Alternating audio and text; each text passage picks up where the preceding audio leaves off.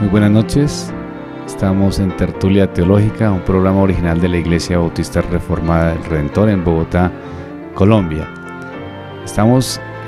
Mi nombre es Helber Conde, estamos viendo la historia del cristianismo, pero hoy estamos haciendo un pequeño paréntesis y vamos a hablar acerca de crítica textual. ¿Por qué lo estamos haciendo? Digamos que han habido algunas confusiones, algunos hermanos nos han preguntado de cómo es eso de la crítica textual, de cómo puedo estar yo seguro de que la versión de la Biblia que tengo es la mejor, qué es lo que hace que sea la mejor. Entonces vamos a tratar de desarrollarlo con el profesor Joel Sarman en relación a qué es crítica textual y para qué sirve, y si es beneficioso o no es beneficioso. Algunos piensan que no es bueno, pero realmente es importante que tengamos claro para tomar una posición, por lo menos, qué es la crítica textual. Buenas noches, Joel. Buenas noches. Entonces, Joel, ese es el tema, ¿verdad? Vamos a tratar de reflexionar en ese aspecto. ¿Algo para apuntar antes de comenzar o está bien así? Está bien así, si quieres arrancamos. Listo, entonces adelante. Una cosa antes, cualquier pregunta, por favor, pueden escribirlo por el chat de la emisora, pueden escribir por el WhatsApp o por Facebook. Este es un tema para interactuar, es decir, con toda confianza pueden hacer preguntas. Adelante, Joel. Gracias. Empecemos así. Nosotros creemos que la Biblia es la palabra de Dios. A la misma vez, no creemos que la Biblia de cada uno de nosotros, la que cada uno usamos, vino directo del cielo. Además, sabemos que las copias que usamos son traducciones. Nuestras Biblias son traducidas del idioma original. Originalmente, estos libros fueron escritos en 3 idiomas antiguos. Y entonces la pregunta es: ¿de dónde se obtiene el texto que respalda la traducción? Y como pues yo lo que estudio es historia, pues vamos a hacer esto en una forma más histórica, en vez de hablar acerca del tema así en una forma abstracta. Vamos a hablar, por ejemplo, de Erasmo. Erasmo tradujo el Nuevo Testamento al latín y lo publicó en el año 1516. Pues cualquiera que estudia la historia de la iglesia y sabe las fechas importantes, pues sabe que el 1516 fue un año antes del 1517. Entonces, en el año 1516, ya ubicándolo antecitos de la Reforma, Erasmo tradujo el Nuevo Testamento al latín. ¿Por qué lo hizo? Estando en Inglaterra, en el 1499, él se dio cuenta de la importancia de aprender griego. Sus amigos ahí estaban estudiando la Biblia y se estaban dando cuenta que había que estudiar el original para entender mejor, por ejemplo, al apóstol Pablo. Antes de eso, la gente no se había dado cuenta realmente, por ejemplo, de la personalidad del apóstol Pablo. Y ahora lo están estudiando, pues como para entenderlo como persona, cómo pensaba él específicamente. Entonces Erasmo se dedicó a aprender bien el griego y se autoenseñó porque no le alcanzaban los fondos para pagarle a un profesor. En ese mundo, todos los que querían estudiar aprendían el latín, ¿sí? Erasmo es de Holanda y habla holandés, pero siempre le enseñaron el latín porque esa es parte de la educación de todos, aprenden el latín. Como hoy, en todo el resto del mundo, pues la gente busca saber inglés y aquí en los Estados Unidos no aprenden nada. Entonces, en esos días, como el inglés ahora para muchos de ustedes, pues se estudiaba el latín y Erasmo pues sabía el latín, pero no estudiaban el griego. En ese momento, Erasmo se unió a la vanguardia, los más ambiciosos que aprendían también griego. Él también trató de aprender hebreo, pero no se le facilitó, no pudo aprender hebreo, pero sí se enseñó griego cuando ya tenía 20 o 30 años. Sí, creo que 30 años ya tenía cuando empezó a aprender griego. Erasmo lo hizo porque fue un humanista, y el humanista de ese tiempo del Renacimiento quería regresar a las fuentes clásicas del pensamiento, tanto las fuentes clásicas del pensamiento pagano como las fuentes clásicas del pensamiento cristiano, que es lo que buscaba Erasmo y sus amigos en Inglaterra. Erasmo, por ejemplo, sabiendo latín, publicó una nueva edición crítica de los libros de Jerónimo, que estudiamos hace unas semanas. Él hizo la primera edición crítica de los libros completos de Jerónimo y siempre lo admiró mucho porque Jerónimo tenía un latín muy elegante. Y por eso es que tradujo Erasmo el Nuevo Testamento. Quiso hacer traducciones al latín más elegantes de las que había, de las que tenían en la Biblia en latín, que la tradució Jerónimo. Él dijo, no, es que Jerónimo no hizo un latín suficientemente elegante, yo quiero algo más elegante. Entonces, para traducir al latín, buscó manuscritos griegos del Nuevo Testamento y los usó para producir una traducción más elegante del Nuevo Testamento de la que se tenía en ese momento. ¿Por qué? Lo que él hizo con esos manuscritos griegos es los publicó al lado, ¿sí? En una página estaba el griego y en otra página estaba su nueva traducción al latín, y así los puso lado a lado. Y él hizo eso para que sus lectores pudiesen comprobar su traducción y podían leer griego, podían comprobar su traducción del texto griego en la otra página, la opuesta a su elegante traducción. Su primera edición de este libro, de esta traducción con el griego, se hizo muy deprisa y con muchos errores. Una pregunta que se puede hacer es de dónde tomó su texto griego, Erasmo. Pues él lo tomó de donde pudo. No había una colección crítica y detallada. Nadie coleccionaba en forma cuidadosa los manuscritos en griego, y él consiguió las que podía. Nunca pudo hallar un manuscrito con todo el Nuevo Testamento completo en griego, así que le tocó tomar varios manuscritos con las varias partes del Nuevo Testamento. De hecho, nunca obtuvo un manuscrito con todo el libro de Apocalipsis en griego. Y así que en su versión, Erasmo tomó los últimos 6 versículos de Apocalipsis en latín y los tradujo al griego, para poner ahí como si fuese el original. Y por eso tenemos en este texto algunas cosas que no tienen respaldo en ningún manuscrito griego, porque son invenciones en griego de Erasmo, que tradujo del latín para atrás y los metió ahí en su libro. Eso también ocurre, entiendo, en el texto de Hechos 9:6. Erasmo vivió al comienzo del uso de la crítica textual, ¿sí? Él está en la vanguardia, pero él no sabía bastante de ello y él realmente no tenía buenos manuscritos. Encontró los que pudo, se inventó lo que le tocó, porque no era una disciplina avanzada ni desarrollada en 1516. Esta le llamamos la era precrítica del uso de los textos en el original. ¿Hay una pregunta? Bueno, hay sí, una pregunta y una anotación. La anotación es que Joel nos dice algo bien importante, que digamos, es necesario que nuestros oyentes tengan en claro, porque a veces pareciera que la gente piensa que las versiones de la Biblia son las que son inspiradas, pero realmente no son inspiradas. Dios inspiró, fue los originales, por decirlo de alguna manera, ¿verdad? Sí. Y nos preguntan desde el chat lo siguiente.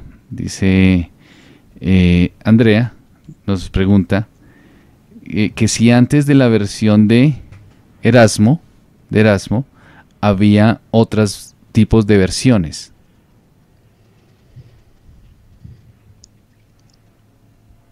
Versiones en el sentido de traducciones, sí, supongo. Señor. Sí, señor. En ese sentido. Sí, tenían la traducción al latín, habían traducciones a otros idiomas, pero solo en el latín. Si nadie estaba traduciendo, por ejemplo, al holandés o al francés o al italiano o al inglés, que es lo que habla la gente común. Todo se hacía en el latín.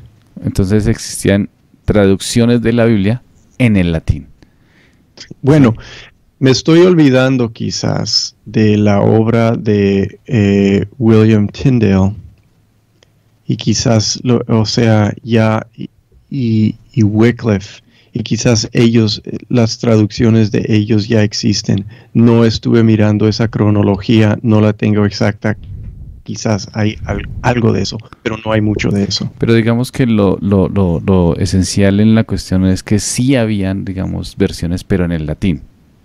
Sí, digamos traducciones en latín. Eso es como lo primero que se hace para que entre un idioma fuera de los idiomas originales, por decirlo de alguna manera. O sea, sí. el latín es el idioma aparte de los idiomas originales y esos son los primeros intentos que se hacen. ¿Sí? Bueno, en la antigüedad también se estaba traduciendo al sirio, se estaba traduciendo al egipcio y muchas otras cosas. Y habían varias versiones en latín. Los coptos creo que también tenían. Exacto, la versión de Egipto, sí. Exacto, esa es la versión de Egipto. Listo, gracias, Joel. Sigamos entonces. Ok. Entonces, esta era en la que estamos con Erasmo en este momento es la era precrítica del uso de los textos en el original, ¿sí? No tenían textos, no los examinaban. A él se le dio por actualizar porque quería una versión más elegante. Eso era importante para Erasmo. Un contemporáneo de Erasmo que lo influyó mucho en su pensamiento fue un italiano que se llamó Lorenzo Valla. En italiano se dice Lorenzo Valla, pero supongo en español es Valla porque es con L de caballo. Lorenzo Valla fue el que examinó un documento que tenían en el Vaticano que pretendía ser del emperador Constantino.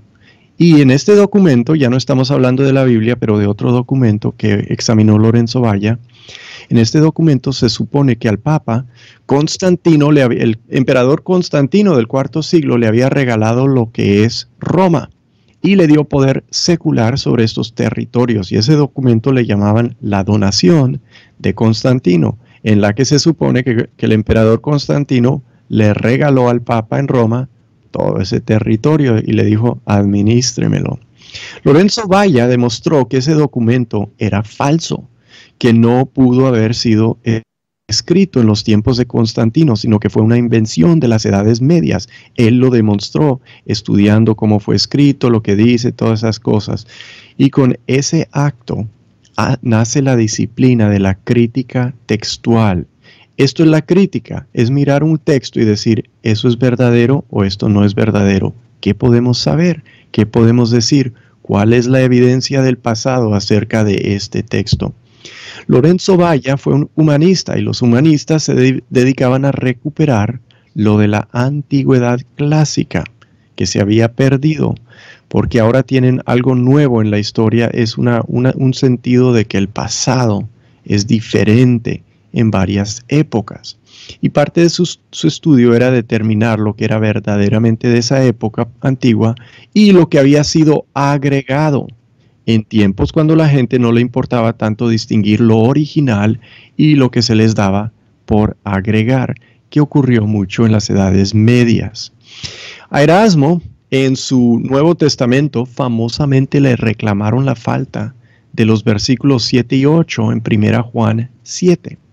En la primera edición del Nuevo Testamento de Erasmo, estos versículos no se hallaban y se los reclamaron. Y él dijo, es que no hallo respaldo para este versículo en ningún texto griego de los que tengo, en los que me están mostrando el libro completo. Le insistieron con él y él agregó esos versículos a su versión porque la gente estaba acostumbrada a tenerla. Y ahí luchaban la antigua mentalidad y la nueva mentalidad, la nueva actitud crítica. La actitud crítica de Erasmo es que no creo que esos son versículos originales porque no tienen respaldo en los manuscritos que tengo, pero le dijeron, no, es que es que tienen que estar. Y lo que parece que hicieron es que alguien en Inglaterra escribió un nuevo manuscrito, se lo mandó a Erasmo y le dijo, mira, ahí están los versículos. Y él dijo, bueno, los meto. El propósito del libro que sacó Erasmo, su Nuevo Testamento, fue un Nuevo Testamento con latín más elegante. No fue su propósito proveer un texto griego fiable, ¿sí? Ese no era realmente su interés, pero ese es el comienzo, y de ahí se fue desarrollando el estudio para buscar un griego fiable. Pero él no quiso hacer eso, él solo quiso presentar el griego que respaldaba su traducción al latín. ¿Por qué? Porque él supo que la gente siempre va a sospechar una traducción nueva. Nunca falta quien condene la última, la más reciente traducción, por más buena que sea, nunca falte quien la condena. Y eso empezó en el 1516 con Erasmo. Erasmo buscaba evitar que lo acusaran de haber traducido mal el Nuevo Testamento y puso el griego ahí para que lo compararan. Y fue astuto en eso. Si no saben griego, pues que no le vengan a molestar. Sí. Critiquen los que saben, es lo que está diciendo Erasmo. En Inglaterra, lo que hicieron las universidades inglesas es prohibir su traducción del Nuevo Testamento porque les parecía que no estaba bien tener una traducción nueva y elegante. Ese texto que produjo Erasmo fue publicado por un hombre, un amigo de él que era publicador de libros, tenía su empresa, se llamaba Roberto Estienne o Roberto Stephanus, es el Estienne o Esteban. Stephanus es la forma latín de su nombre. Este es el hombre que le metió los versículos a la Biblia. La Biblia hasta ese momento no tenía sino capítulos y él fue el que le metió los versículos. Él también publicó este texto de Erasmo y lo promovió. Y su propaganda era decir, este es el texto recibido por todos. Eso era su propaganda. El texto no era recibido por todos, pero él dijo, no, es que es el texto que todos reciben para promoverlo. En latín eso se dice textus receptus, y hasta hoy día este texto que origina con Erasmo, que publicó este hombre y promoviendo su publicación, se llama el textus receptus. Entonces podemos decir que los capítulos y los versículos fueron más o menos en qué siglo colocados en la Biblia. Por Roberto Estienne, ¿verdad? Sí, este es el siglo XVI que están colocando los versículos. Los capítulos del Antiguo Testamento, yo entiendo, los añadieron ahí por el año 1000 por los masoretas, los hebreos, los judíos masoretas que eran muy cuidadosos con sus copias del Antiguo Testamento. Y son tan cuidadosos ellos que realmente nadie hace mucho ruido acerca de la crítica textual del Antiguo Testamento. El ruido es todo y la conmoción es todo con la crítica del Nuevo Testamento, porque el texto es más disputado en el griego, que es el hebreo del Antiguo Testamento, por el cuidado de los judíos. Eran muy cuidadosos, contaban todas las palabras, saben cuál es la palabra al centro del libro de cualquiera y cuántas palabras hay y todo eso. Pues igual de cuidado no tomamos nosotros los cristianos con el Nuevo Testamento. Ellos le metieron los capítulos al Antiguo Testamento. No sé quién le metió capítulos al Nuevo Testamento. No tengo ese dato ante mí y no lo he buscado. Seguramente alguien lo puede hallar en el internet, pero este hombre en el siglo XVI fue el que le puso los versículos. Y este es el momento cuando muchos libros clásicos reciben su forma de sus divisiones. Por ejemplo, yo sé que las ediciones que sacan en estos momentos de Platón tienen la forma en que se citan. Ahora se citan según lo que le pusieron ellos a estos textos clásicos, porque ahora los están estudiando en una forma más científica y más cuidadosa, y por eso necesitan referencias más exactas en estos libros, y hacen lo mismo con el Nuevo Testamento. Entonces, este texto Receptus está en griego y en latín. Sí. Listo, muy bien. Sigamos adelante. Este texto fue en los siglos de la Reforma la base de las traducciones que se hicieron del Nuevo Testamento, ¿sí? Le hizo competencia una edición más pensada que salió de la Universidad de Salamanca, la Universidad Complutense. Pero la mayoría de de las traducciones usaron este Textus Receptus en vez de la edición de la Universidad de Salamanca. De eso vamos a hablar más adelante. Tengo que estudiarlo un poco más, pero esa es otra edición crítica que empieza a aparecer en esos mismos días. Y este Textus Receptus, obviamente todavía hay gente que lo promueven y existe. Entonces, vamos a regresar al tema, vamos a salirnos de ese episodio histórico con Erasmo y vamos a seguir con esto. Nosotros creemos que la Biblia es inspirada por Dios. A veces hablamos de cómo los escritores fueron inspirados, y eso es el proceso de inspiración, que a nosotros es bastante misterioso. Cómo exactamente Dios obró sobre estos escritores, no sabemos.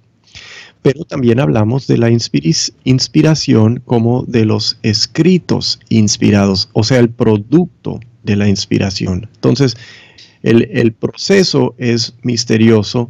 El producto de la inspiración, como acaba de decir Helber hace unos momentos, es lo que son los originales, ¿sí? Cuando hablamos precisamente de la inspiración de la Biblia, el producto, estamos hablando de los autógrafos, los originales. Y por eso también decimos que las copias no son inspiradas, ¿sí? Una vez hacemos una copia de lo que escribió Lucas o el apóstol Pablo, pues eso ya no es inspirada, pero es una copia del producto inspirado, entonces es un testigo a ese original. Los autógrafos, también les llamamos, son los originales, son los libros escritos por Mateo, Marcos, Lucas, Juan, Pablo, Santiago, Pedro y Judas, y si hay otro, pues por esa otra persona, pero esos son los que conocemos. La pregunta es... Marta nos hace una pregunta desde el WhatsApp, dice, en algunos momentos de la historia, o en algunos momentos de la historia se ha criticado y dicen que no ha sido bueno el dividir por versículos y capítulos, que no ha sido bueno. Algunos critican que no ha sido bueno dividir por versículos y capítulos. ¿Eso afecta en algo o en nada? Esa es una pregunta muy interesante. Siempre vamos a tomar en cuenta que esas divisiones no son inspiradas, ¿verdad? Porque se añadieron después, se añadieron en las copias. Eso no quiere decir que no son útiles, ¿sí? Nosotros podemos encontrar un pasaje en la Biblia muy fácilmente, ¿sí? Por ejemplo, en un largo libro como lo es Isaías, porque tenemos capítulos y versículos y podemos dirigirnos a un lugar. También podemos usarlo para citar cosas muy fácilmente. En la antigüedad, para citar la Biblia, tenían que escribir todo el pasaje o el capítulo o el versículo, o la sección, la oración, el párrafo, lo que sea. Pero ahora para citarlo podemos poner solamente el libro y los números, ¿verdad? El capítulo y los versículos, y así ubicamos las cosas fácilmente.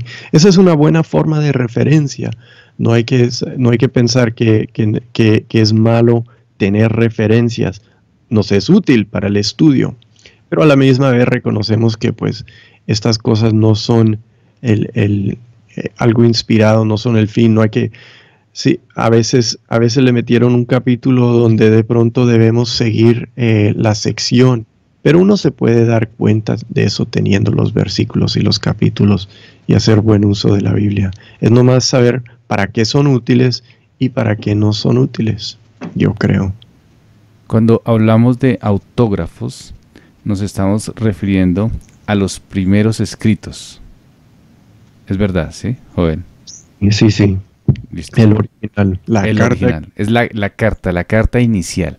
Ese es el autógrafo. ¿Qué es la carta? ¿Qué es el papel que no se tiene? Exacto. ¿Por qué? Pues Porque ¿dónde están los autógrafos? ¿Quién tiene las cartas originales del apóstol Pablo y el libro original del cuarto evangelio? La verdad es, no sabemos si existen ya. Si alguien los tiene, pues nadie lo sabe. Y lo más probable es que ya han sido destruidos. Es decir, ya no existe, parece, esos autógrafos. Quizás en una persecución alguien los quemó, quizás algo pasó, quizás se desgastaron y dijeron, pues ya están muy viejitos estos libros. ¿Cómo sabemos? Entonces, esa es la pregunta. ¿Cómo sabemos qué es lo que decían esos textos originales inspirados?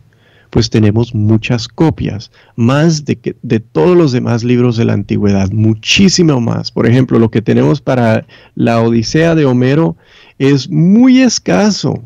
Es casi nos da pena que tenemos tantas copias, más de 5,000 copias del Nuevo Testamento para comparar, 5,000 copias en copias completas y pedazos y todo eso.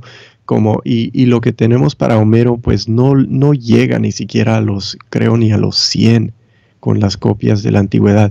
Muchos libros de la antigüedad pues por ser más de 2,000 años han perecido, ¿sí? Y las copias que tenemos nos dan una tradición muy delgada, muy tenue. Pero en cuanto a la Biblia, al Nuevo Testamento y al Antiguo Testamento tenemos una cantidad de copias que nos dan un testimonio robusto de lo que fue el original. Pero eso es lo que tenemos que hacer porque tenemos copias. Tenemos que buscar entre las copias el testimonio al original. Este es el problema con las copias. Después de casi 2,000 años, que es en muchos lugares, en muchos lugares del texto se han desarrollado variantes. Es decir, las copias tienen lugares donde una copia dice una cosa, otra copia dice otra cosa. Y entonces la pregunta que nos queda es cómo se determina entre esas variaciones que hay, todas las variantes que las copias introducen, cuáles son omisiones, cuáles se han llegado a añadir, cuáles de las variantes son el original. Necesitamos copias fieles al original, pero ¿cómo evaluamos las copias para determinar lo que es un error y lo que está bien hecho? Esto es lo que hace la disciplina académica de la crítica textual. Esto es lo que hace la crítica textual. Arranca en los tiempos de Erasmo y se va desarrollando y crece especialmente en el siglo XIX y en el siglo XX. Crece mucho porque buscan manuscritos y hallan muchos y desarrollan sus métodos. Y vamos a hablar de todo eso en lo que estamos haciendo. ¿Hay una pregunta? Sí, Edwin dice, ¿se puede calcular un porcentaje de concordancia entre las diversas copias?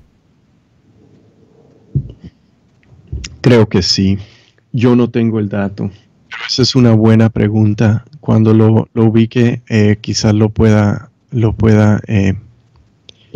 incorporar en lo que estoy diciendo. Es muy alto, sí. A veces la gente se alarma. El hecho es que las variantes no... A veces la gente no sabe cómo varía una cosa, pero una variante en español. Usemos el español. Claro, la Biblia no fue escrita en español, pero es idioma, sí, tiene sus cosas parecidas. En el español yo puedo escribir la palabra de, y la palabra el, el. Puedo escribir una oración de, el, o puedo escribir de, del, ¿verdad? Puedo pegar esas dos palabras. Esa puede ser una variante si estamos copiando a mano un manuscrito en español. ¿Cuál es la diferencia entre esa variante? Eso no es nada, ¿verdad? En escribir de él o escribir del. ¿En qué caso eso va a cambiar el significado? Eso no es casi nada. Claro, todas las variantes no son así, pero algunas de las variantes son así. Son variaciones que son muy pequeñas, pero multiplican el número de las variantes. Hay otros tipos de variaciones. Hay unos que son más graves, unos que son menos graves, unos que no tienen ninguna consecuencia, como la ilustración que acabo de hacer. Pero sí sería interesante buscar esa estadística que busca. Pero sí es importante, de pronto, aunque Joel nos está desarrollando el tema, pues dejar claro para los oyentes, como decía Joel, que uno se puede alarmar cuando está estudiando estas cosas tan importantes de la crítica textual, y es el hecho de que las variantes no son determinantes en la doctrina cristiana. Es decir, una variante o las variantes que se dan no cambian, por ejemplo, la deidad del Señor, ¿verdad? Sí, sí. Ese es otro tema al lado de la crítica textual, pero es el tema de cómo desarrollamos la doctrina. Y la verdad es que todas las palabras de la Biblia son importantes, pero al momento de desarrollar doctrina, eso, lo que introducen las variantes realmente no influyen en nuestro, no pueden derrumbar una doctrina, ¿sí? Lo que tenemos es unas copias que omiten, unas copias que agregan, pero en todas nuestras traducciones tenemos la palabra de Dios en forma completa, y no hay que perder confianza en eso. Bueno, entonces seguimos aquí con el cuento. El humanista Lorenzo Valla, estoy regresando a él, entonces, para desarrollar ahora algo de la historia de lo que es la crítica textual.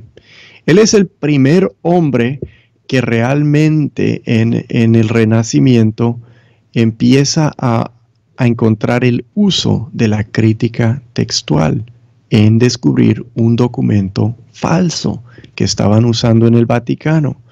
Pues ya que, ¿verdad?, el Papa se apoderó de todas esas cosas, pero él demostró que ese documento era falso. Muy pronto, ellos se ponen a hacerlo en el Renacimiento con otros documentos. Hemos oído quizás de un pseudo autor. Existen varios diálogos de Platón que en un momento creían que eran de Platón, pero hoy no se cree que son originales. Existen versiones. Hablamos de las cartas de Ignacio cuando primero comenzamos esta tertulia hace ya un año, yo creo. Hablamos de las cartas de Ignacio. Hay unas versiones largas y unas versiones cortas de las cartas de Ignacio, y alguien se dio cuenta en un momento haciendo crítica textual que en un momento alguien le agregó a las cartas de Ignacio muchas cosas que él nunca escribió. Entonces la crítica textual ahí nos ayuda con la historia. Hay un pseudo Tertuliano, escritos de pseudo Tertuliano. Se han identificado ahora como no del original Tertuliano, pero de otra persona, quizás mucho después, que quiso pasarse por Tertuliano. Y la crítica textual, pues, nos sirve para identificar ese tipo de escritos fraudulentos, escritos falsos en la historia.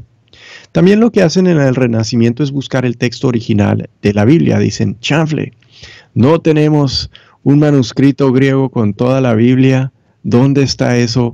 ¿Qué hacemos? ¿Cómo investigamos? ¿Cómo sabemos cuál es el original? Y entonces arrancan en ese momento.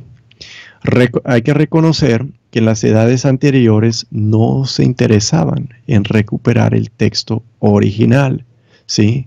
Hasta perdieron el conocimiento del griego en Europa, y todo era en latín, entonces ni lo podían leer por siglos.